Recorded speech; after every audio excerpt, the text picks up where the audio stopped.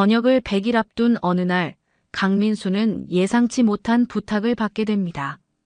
준석이 사물함 정리를 좀 해줄 수 있겠나? 사고로 세상을 떠난 동기의 물건들을 정리하던 중 민수는 한 다발의 편지를 발견하죠. 그 편지들 사이에서 그의 인생을 바꿀 한 가지 사실을 알게 됩니다. 하지만 이때 민수 앞에 선택의 순간이 찾아옵니다. 때로는 진실보다 더 필요한 것이 있습니다. 때로는 거짓말이 누군가에게는 마지막 희망이 되기도 하죠. 당신이라면 어떤 선택을 하시겠습니까? 차가운 진실을 말할 건가요? 아니면 따뜻한 거짓말을 택할 건가요? 한 명의 병사가 내린 작은 결정이 어떻게 한 사람의 인생을 바꾸게 되는지, 그리고 그 선택이 가져온 예상치 못한 결과는 무엇인지 지금부터 여러분께 들려드리겠습니다. 저녁을 100일 앞둔 오후, 부대 안은 여느 때와 같은 평온함이 흘렀습니다. 강민수 병장은 행정반 책상 앞에 앉아 마지막 업무들을 정리하고 있었죠. 이등병 시절부터 지금까지 한 번도 사고 없이 모범적으로 군 생활을 해온 민수는 부대 내에서 전설의 모범병사라고 불렸습니다. 후임들은 민수를 보며 저런 선임이 되고 싶다고 말하곤 했고, 간부들도 민수만큼은 믿고 일을 맡겼죠. 민수야, 잠깐 이리 와봐. 박상열 중사의 목소리가 들려왔습니다. 민수는 자리에서 일어나 중사 앞으로 다가갔죠. 네, 중사님. 너 이번 주 당직 근무 서는 거 맞지? 그렇습니다. 박 중사는 잠시 망설이는 듯한 표정을 지었습니다. 그의 손에는 열쇠 한 다발이 들려 있었죠. 사실 부탁할 일이 하나 있어. 고 이준석 병장 사물함 정리를 좀 해줄 수 있겠나? 민수의 표정이 순간 굳어졌습니다. 준석이라는 이름을 듣는 순간 가슴 한편이 묵직해졌죠. 이준석은 민수와 동기였습니다. 함께 입대해서 함께 훈련받고 함께 웃고 울던 소중한 동기였죠. 하지만 지난달 유격 훈련 중 사고로 세상을 떠났습니다. 준석이 사물함을 아직 정리가 안 됐습니까? 가족들이 와서 중요한 건 다 가져갔는데 아직 개인 물품들이 좀 남아있어. 내가 동기이니까 혹시 괜찮다면 정리 좀 부탁하고 싶은데. 민수는 고개를 끄덕였습니다. 사실 준석의 사물함을 정리한다는 것이 쉬운 일은 아니었죠. 아직도 준석이 없다는 현실이 믿어지지 않았으니까요. 알겠습니다. 제가 하겠습니다. 고맙다. 열쇠 여기 있고 천천히 해도 돼. 그날 밤 당직 근무를 서던 민수는 생활관이 조용해진 후 준석의 사물함으로 향했습니다. 복도의 형광등이 희미하게 비추는 가운데 민수는 떨리는 손으로 사물함 문을 열었죠. 사물함 안에는 준석의 흔적들이 고스란히 남아 있었습니다. 면도기, 로션, 그리고 몇 권의 책들. 그런데 그 사이에서 민수의 눈에 띈 것은 고무줄로 묶인 편지 한 다발이었습니다. 민수는 조심스럽게 편지들을 꺼냈습니다. 대부분이 집에서 온 편지들이었는데 그 중에는 준석이 어머니께 보낸 편지의 사본들도 있었죠. 준석은 매주 빠짐없이 어머니께 손편지를 썼었습니다. 컴퓨터나 휴대폰으로 연락할 수 있는 시대였지만 준석은 손편지가 더 마음이 전해진다며 정성스럽게 편지를 써서 보냈죠. 편지 사이에서 사진 한 장이 떨어졌습니다. 입대 첫날 찍은 민수와 준석의 모습이었죠. 어색한 군복을 입고 어깨동무를 한 채 웃고 있는 두 사람의 모습을 보니 민수의 가슴이 다시 한번 무거워졌습니다. 편지를 들고 있던 민수의 머릿속에는 그날의 기억이 생생하게 되살아났습니다. 유격 훈련 마지막 날이었죠. 험한 산길을 따라 행군하던 중 좁은 절벽길을 지나가야 하는 구간이 있었습니다. 평소보다 비가 많이 내린 탓에 땅이 질척거렸고 안전 로프는 설치되어 있었지만 모든 병사들이 조심스럽게 움직여야 하는 상황이었죠. 민수는 준석보다 앞서 걷고 있었습니다. 뒤에서 들려오는 준석의 목소리가 아직도 귓가에 맴돌았죠. 민수야, 이거 좀 무섭네. 근데 괜찮지?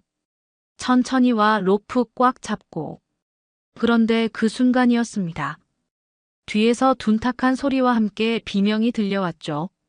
민수가 뒤를 돌아봤을 때 준석의 모습은 이미 보이지 않았습니다.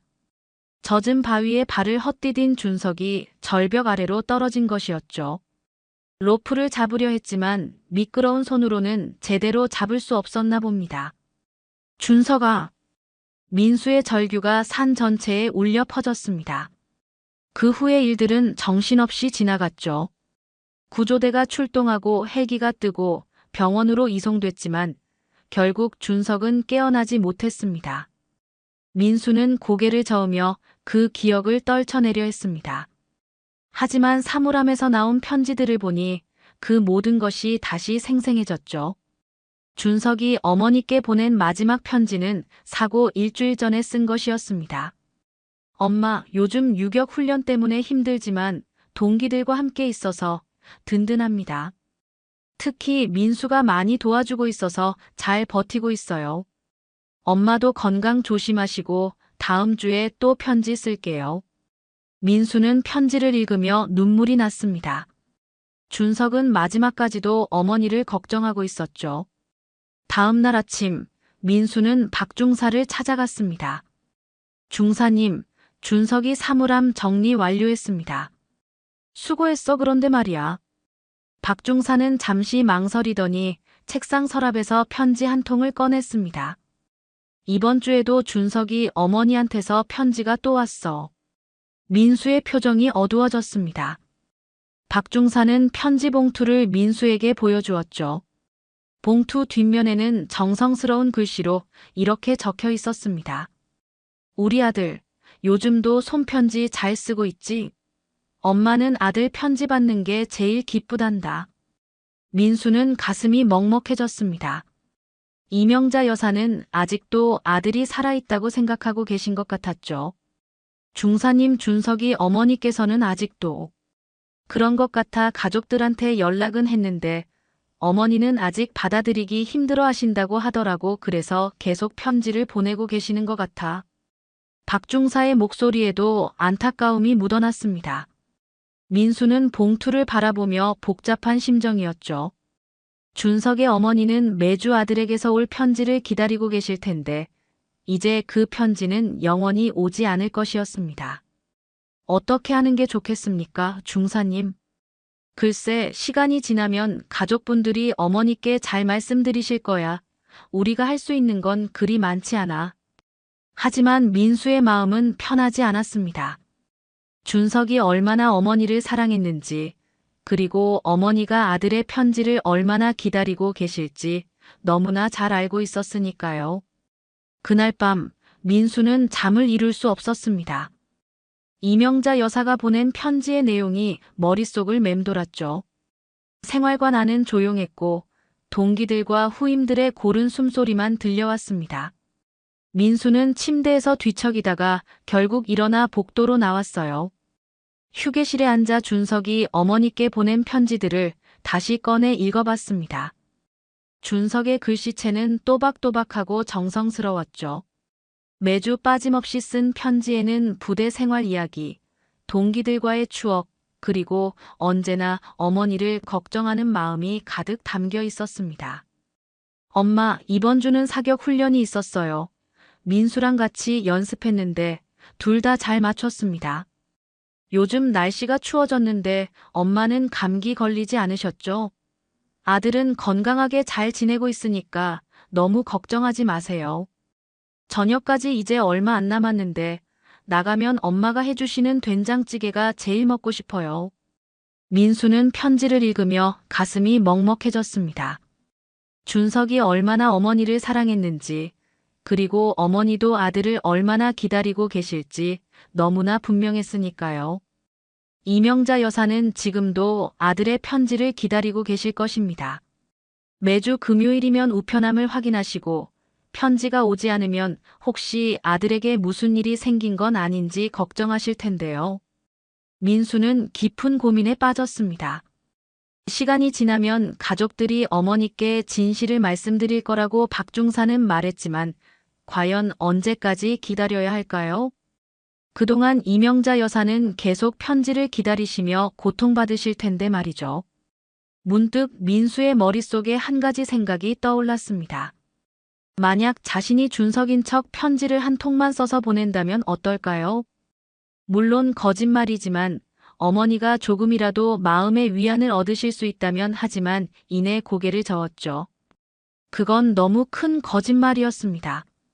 며칠이 지났지만 민수의 마음은 여전히 무거웠습니다.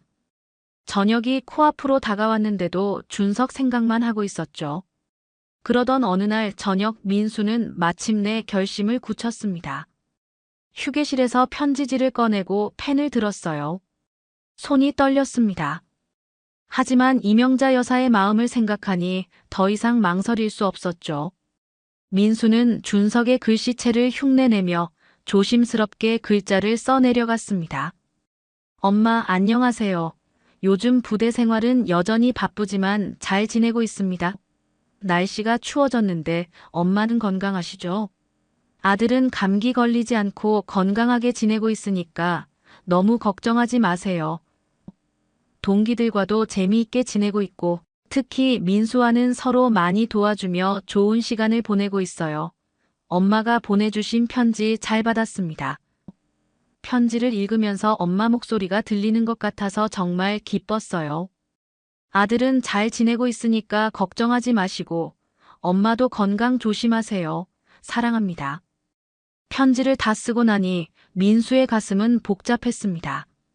죄책감과 동시에 이명자 여사가 조금이라도 위안을 받으셨으면 하는 마음이 들었죠. 민수는 편지를 봉투에 넣고 우체통에 넣었습니다. 일주일 후 박중사가 민수를 불렀습니다. 민수야, 이상한 일이 생겼어. 무슨 일입니까, 중사님? 준석이 어머니한테서 감사 편지가 왔어. 아들 편지를 받고 너무 기뻐하신다면서 혹시 내가 뭔가 했나? 민수는 잠시 망설였지만 고개를 끄덕였습니다. 제가 편지를 한 통 보냈습니다. 박중사는 복잡한 표정을 지었죠. 하지만 꾸짖지는 않았습니다. 박중사는 한참 동안 말이 없었습니다. 그리고 나서 깊은 한숨을 쉬며 민수를 바라봤죠. 민수야, 내 마음은 충분히 이해하지만 이건 쉬운 문제가 아니야. 죄송합니다. 중사님, 그런데 어머니께서 너무 기뻐하신다고 하니까. 그래, 그게 문제야. 지금은 기뻐하시겠지만 나중에 진실을 알게 되시면 더 큰 상처를 받으실 수도 있어. 민수도 그 점을 모르는 것은 아니었습니다. 하지만 이미 시작한 일이었고 이명자 여사의 기쁨을 생각하니 멈출 수가 없었죠. 박중사는 잠시 고민하더니 말했습니다. 일단 이 일은 우리끼리만 알자. 그리고 앞으로 어떻게 할지는 내가 신중하게 생각해봐. 알겠습니다, 중사님. 그날 밤부터 민수는 매주 금요일마다 준석의 편지를 써서 보내기 시작했습니다. 처음에는 간단한 안부 인사 정도였지만 점차 내용이 구체적이고 자세해졌죠. 준석이 평소 어머니께 하던 이야기들을 떠올리며 최대한 준석의 목소리처럼 들리도록 노력했습니다. 엄마, 이번 주는 새로운 후임들이 들어왔어요. 민수와 함께 후임들을 잘 가르치고 있습니다. 다들 열심히 하려고 노력하는 모습이 기특해요. 요즘 부대 급식이 많이 좋아졌어요. 특히 엄마가 좋아하시는 김치찌개가 나올 때면 엄마 생각이 많이 나요. 날씨가 많이 추워졌는데 엄마는 무릎 괜찮으시죠? 아들은 건강하게 잘 지내고 있으니까 너무 걱정하지 마세요. 편지를 쓸 때마다 민수는 준석의 마음이 되어 정성스럽게 썼습니다. 준석이라면 어머니께 어떤 말씀을 드렸을까? 어떤 이야기를 하고 싶어 했을까? 계속 생각하며 글을 써내려갔죠. 그런데 어느 날 민수가 편지를 쓰고 있는 모습을 김정우 일병이 보게 되었습니다. 정우는 민수의 직속 후임으로 평소 민수를 많이 따르고 존경하는 후임이었죠. 병장님, 편지 쓰십니까? 민수는 깜짝 놀라며 편지를 가렸습니다.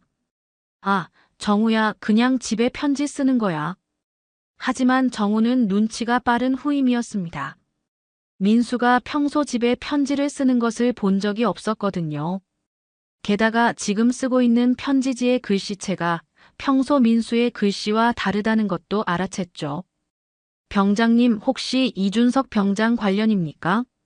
민수는 잠시 망설였지만 정우의 진심 어린 눈빛을 보며 진실을 말하기로 했습니다. 정우야, 사실은. 민수는 정우에게 모든 상황을 설명했습니다. 준석의 어머니가 아직도 편지를 기다리고 계신다는 것, 그래서 자신이 준석인 척 편지를 보내고 있다는 것까지 모두 말했죠. 정우는 이야기를 듣고 나서 한참 동안 말이 없었습니다. 병장님, 저도 도와드리겠습니다. 정우야, 이건 내 일이야. 너까지 걱정할 필요 없어. 아닙니다.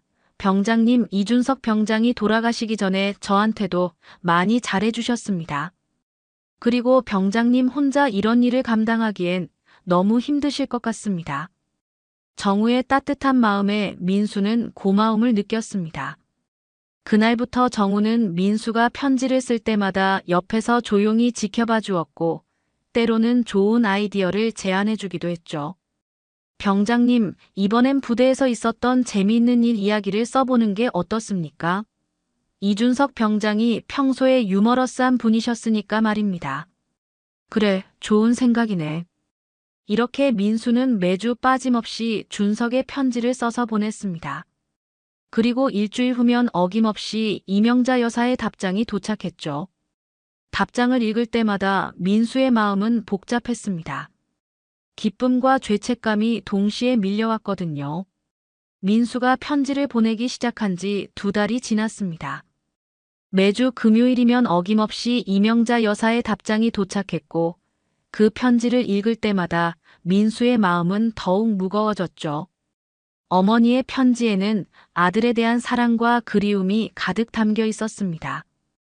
우리 아들아, 엄마는 내 편지를 받을 때마다 정말 기뻐. 내가 건강하게 잘 지내고 있다니 다행이야. 요즘 날씨가 많이 추워졌는데 감기 걸리지 않게 조심하렴. 아들아, 내가 후임들을 잘 가르치고 있다는 이야기를 들으니 정말 자랑스러워. 우리 아들이 이렇게 의젓하게 자랐구나 싶어서 눈물이 나더라. 이런 편지를 읽을 때마다 민수는 죄책감에 시달렸습니다. 하지만 동시에 이명자 여사가 조금이라도 위안을 받고 계신다는 생각에 편지 쓰기를 멈출 수가 없었죠. 그런데 어느 날 민수가 실수를 저질렀습니다. 평소보다 피곤했던 탓인지 무의식 중에 자신의 상황을 편지에 써버린 것이었죠. 엄마, 요즘 저녁 준비로 바빠져서 편지가 조금 늦었어요. 저녁이 이제 정말 얼마 안 남았는데 나가면 제일 먼저 엄마께 인사드리고 싶습니다. 편지를 봉투에 넣고 나서야 민수는 자신이 무엇을 썼는지 깨달았습니다. 준석은 이미 세상을 떠났는데 저녁이 얼마 안 남았다는 말을 써버린 것이었죠. 민수는 급하게 편지를 다시 꺼내려 했지만 이미 우체통에 넣은 후였습니다. 어떡하지? 민수는 밤잠을 이룰 수 없었습니다. 이명자 여사가 그 편지를 받으시면 어떻게 생각하실까요? 아들이 전역하면 집에 온다고 했는데 실제로는 아들이 오지 않으면 어머니는 얼마나 상심하실까요? 일주일 후 예상했던 대로 이명자 여사의 답장이 도착했습니다. 민수는 떨리는 손으로 편지를 열어봤죠. 우리 아들아, 드디어 저녁이 얼마 안 남았구나. 엄마는 내가 돌아오는 날만 손꼽아 기다리고 있어. 저녁하면 꼭 엄마 보러 오렴. 엄마가 내가 좋아하는 음식들 많이 해놓고 기다릴게. 그동안 고생 많았고 이제 조금만 더 힘내자꾸나. 편지를 다 읽고 나니 민수의 가슴이 터질 것 같았습니다. 이명자 여사는 진짜로 아들이 전역해서 집에 올 거라고 믿고 계셨던 것입니다. 이제 어떻게 해야 할까요? 이대로 계속 거짓말을 하다가는 더 큰 상처를 드리게 될 것 같았죠. 민수는 정우에게 이 상황을 털어놨습니다. 정우야, 내가 정말 큰 실수를 했어. 무슨 일이십니까, 병장님? 민수는 편지 내용과 이명자 여사의 답장을 정우에게 보여줬습니다. 정우도 편지를 읽고 나서 심각한 표정을 지었죠. 병장님, 이제 어떻게 하실 예정이십니까? 모르겠어. 진실을 말해야 할 것 같은데, 하지만 어떻게 말해야 할지. 민수는 며칠 동안 고민했습니다. 그리고 마침내 결심을 굳혔죠. 이명자 여사께 진실을 고백하는 편지를 쓰기로 한 것입니다. 민수는 정성스럽게 편지를 썼습니다. 자신이 누구인지, 왜 이런 거짓말을 하게 되었는지, 그리고 진심으로 죄송하다는 마음까지 모두 담아서 말이죠. 이명자 어머니께 안녕하세요. 저는 강민수라고 합니다. 준석이와 동기였습니다. 사실 그동안 어머니께 보낸 편지들은 제가 쓴 것입니다. 준석이는 지난달 훈련 중 사고로 세상을 떠났습니다. 어머니께서 아직도 아들의 편지를 기다리고 계시는 것을 알고 조금이라도 위안이 되었으면 하는 마음에 이런 일을 했습니다. 하지만 이제는 더 이상 거짓말을 할 수 없어서 진실을 말씀드립니다. 정말 죄송합니다. 편지를 다 쓰고 나니 민수는 한시름 놓은 것 같았습니다. 하지만 동시에 이명자 여사가 얼마나 상심하실지 생각하니 가슴이 아팠죠. 민수는 편지를 들고 박중사를 찾아갔습니다. 중사님, 이 편지 좀 봐주십시오. 박중사는 편지를 읽고 나서 한참 동안 말이 없었습니다. 민수야, 이젠 너의 선택이야. 어떻게 하든 쉽지 않을 거야. 결국 민수는 그 편지를 보내지 못했습니다. 저녁일이 다가왔지만 여전히 망설이고 있었죠. 그리고 마침내 전역하는 날이 되었습니다. 저녁일 아침, 민수는 마지막으로 준석과 찍은 사진을 꺼내봤습니다. 그리고 이명자 여사께 보내지 못한 고백 편지도 함께 넣었죠. 부대 정문을 나서면서 민수는 깊은 한숨을 쉬었습니다. 저녁의 기쁨보다는 무거운 마음이 더 컸거든요. 병장님, 연락 꼭 드리겠습니다. 정우가 마지막까지 손을 흔들며 배웅해줬습니다. 박중사도 멀리서 고개를 끄덕이며 민수를 바라봤죠. 집으로 향하는 버스 안에서 민수는 계속 고민했습니다. 이대로 집에 가서 평범한 일상으로 돌아가면 될까요? 하지만 이명자 여사는 아직도 아들이 전역해서 집에 올 거라고 기다리고 계실 텐데 민수는 결국 마음을 굳혔습니다.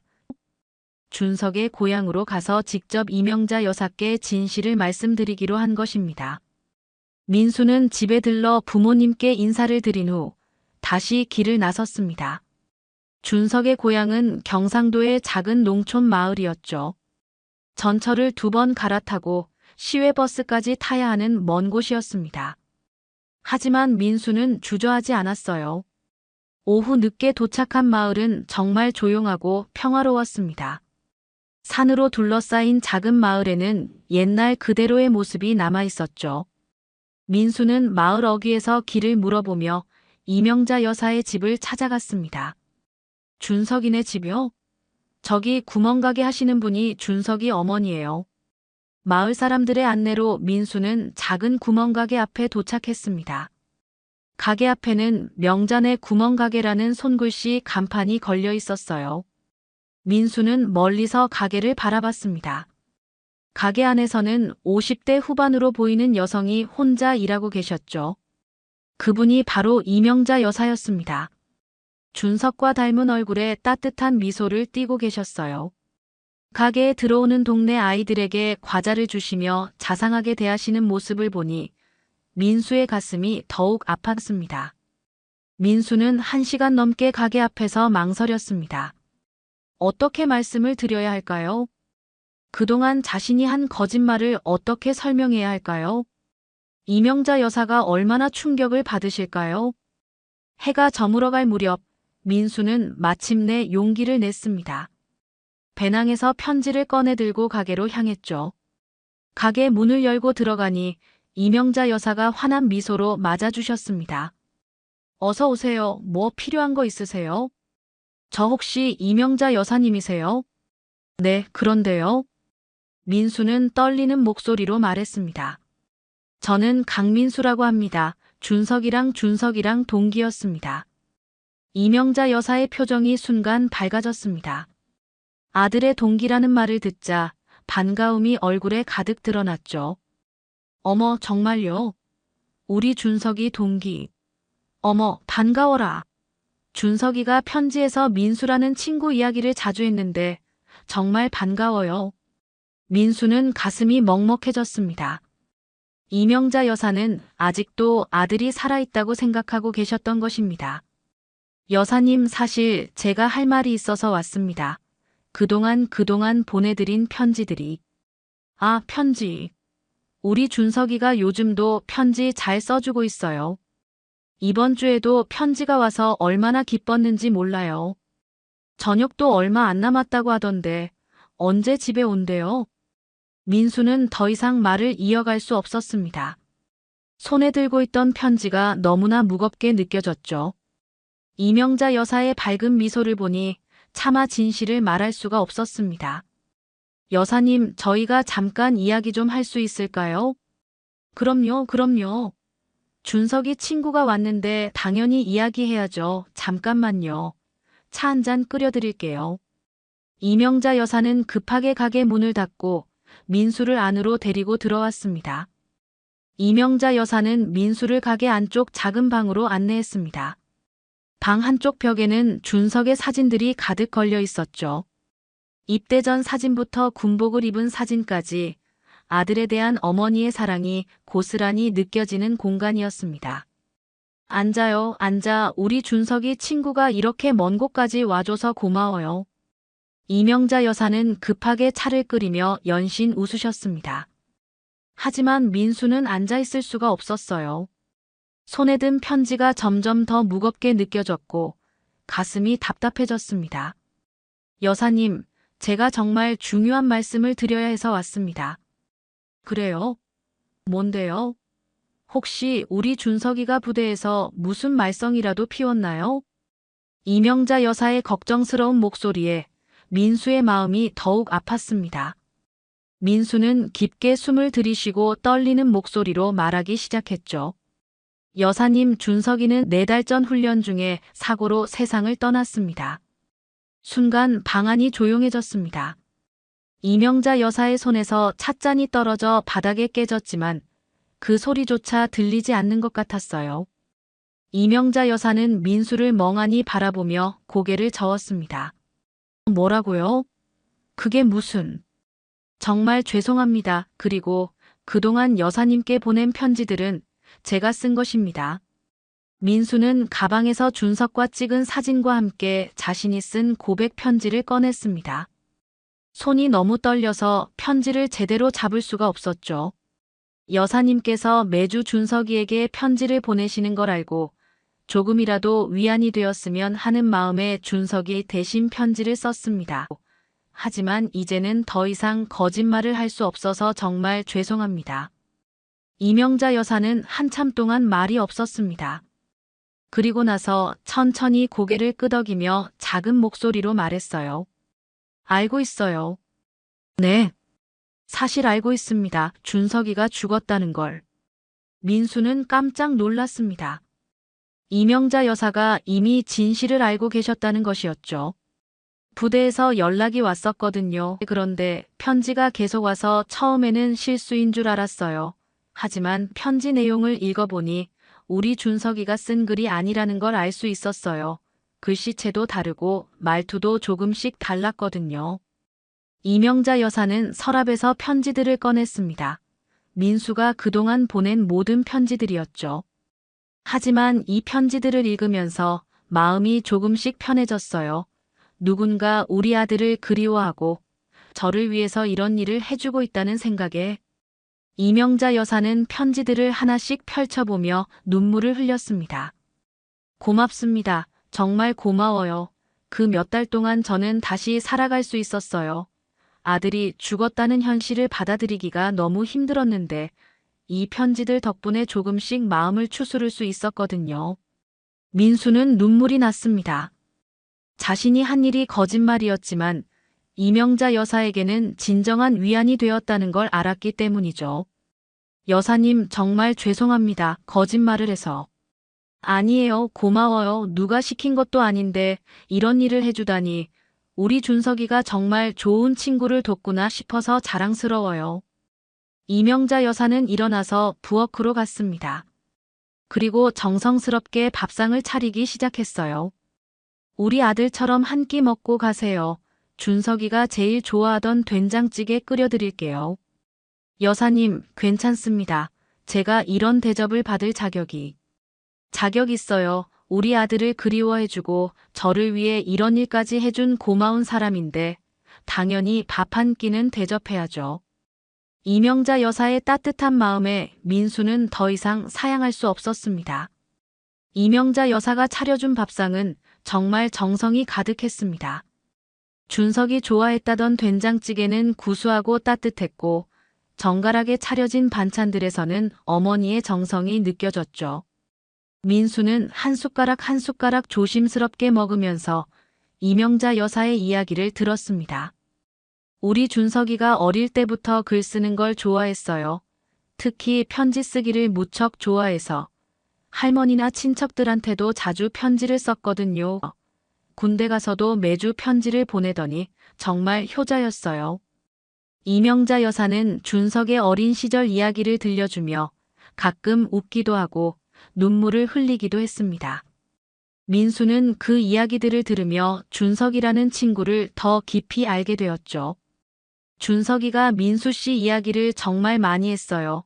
동기 중에서 가장 의지가 되는 친구라고 언젠가 꼭 집에 데려와서 소개해주고 싶다고 했거든요. 민수의 가슴이 뜨거워졌습니다. 준석이 자신을 그렇게 생각했다는 것이 고맙기도 하고 미안하기도 했어요. 식사를 마친 후 이명자 여사는 서랍에서 편지지 한 장을 꺼냈습니다. 이것 좀 받아주세요. 편지지에는 이명자 여사의 정성스러운 글씨로 이렇게 적혀 있었습니다.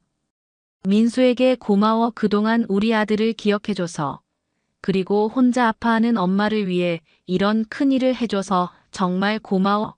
앞으로 민수가 하는 모든 일이 잘 되기를 바라고 건강하고 행복하게 살길 바라. 우리 준석이 엄마가. 민수는 편지를 받으며 눈물이 났습니다. 여사님, 저야말로 정말 고맙습니다. 저 때문에 힘드셨을 텐데. 무슨 소리예요. 민수 씨 덕분에 저는 다시 살 힘을 얻었어요. 이제는 우리 준석이가 하늘에서 지켜보고 있다는 걸 믿고 더 열심히 살아볼 생각이에요. 해가 저물어갈 무렵 민수는 이명자 여사와 작별 인사를 나눴습니다. 여사는 마을 버스 정류장까지 배웅을 나와주셨죠. 조심히 가세요. 그리고 가끔 안부 전화라도 주세요. 우리 준석이 친구니까 이제 제 아들이나 마찬가지예요. 네, 꼭 연락드리겠습니다. 버스에 몸을 맡기며 민수는 창밖으로 손을 흔들었습니다. 이명자 여사도 버스가 보이지 않을 때까지 손을 흔들어 주셨어요. 고속버스 터미널에 도착한 민수는 집으로 가는 마지막 버스에 올랐습니다. 버스가 어둠 속을 달리는 동안 민수는 창밖의 불빛들을 바라보며 조용히 중얼거렸죠. 준석아, 나 약속 지켰다. 가방 속에는 준석과 함께 찍은 사진 한 장과 이명자 여사가 마지막으로 써준 편지가 들어 있었습니다. 민수는 그 편지를 꺼내 다시 읽어봤어요. 편지에서는 따뜻한 마음이 전해져 왔습니다. 문득 민수는 깨달았습니다.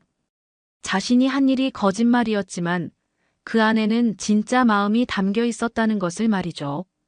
준석을 그리워하는 마음, 이명자 여사를 위로하고 싶은 마음, 그리고 누군가의 아픔을 함께 나누고 싶은 마음, 그 모든 것이 진실이었습니다. 앞으로 민수는 어떻게 살아갈까요? 군 생활을 마치고 새로운 시작을 앞둔 지금, 민수에게는 더 큰 책임감과 성숙함이 생겼습니다. 준석의 목까지 열심히 살아야겠다는 다짐도 생겼죠. 버스가 고향 마을에 도착했을 때는 이미 밤이 깊었습니다. 민수는 집으로 걸어가며 하늘을 올려다봤어요. 별이 총총한 밤하늘 어딘가에서 준석이 자신을 지켜보고 있을 것 같았습니다. 준석아, 고마웠어. 내 덕분에 나도 많이 배웠어. 집 앞에 도착한 민수는 가방에서 이명자 여사의 편지를 다시 꺼내 읽어봤습니다. 편지를 읽으며 민수는 미소를 지었어요. 이제는 무거운 마음이 아니라 따뜻한 마음이 들었거든요. 편지는 마음을 잇는 끈입니다. 멀리 떨어져 있어도 심지어 이별한 후에도 서로의 마음을 전해주는 소중한 달이죠. 민수가 쓴 편지들이 이명자 여사에게 위안이 되었듯이 진심이 담긴 마음은 언제나 상대방에게 전해지는 법입니다. 그리고 그 마음은 새로운 시작의 힘이 되어주죠. 오늘 이야기 어떠셨나요? 재미있으셨다면 구독과 좋아요 부탁드립니다. 항상 건강하시고 행복하시기 바랍니다.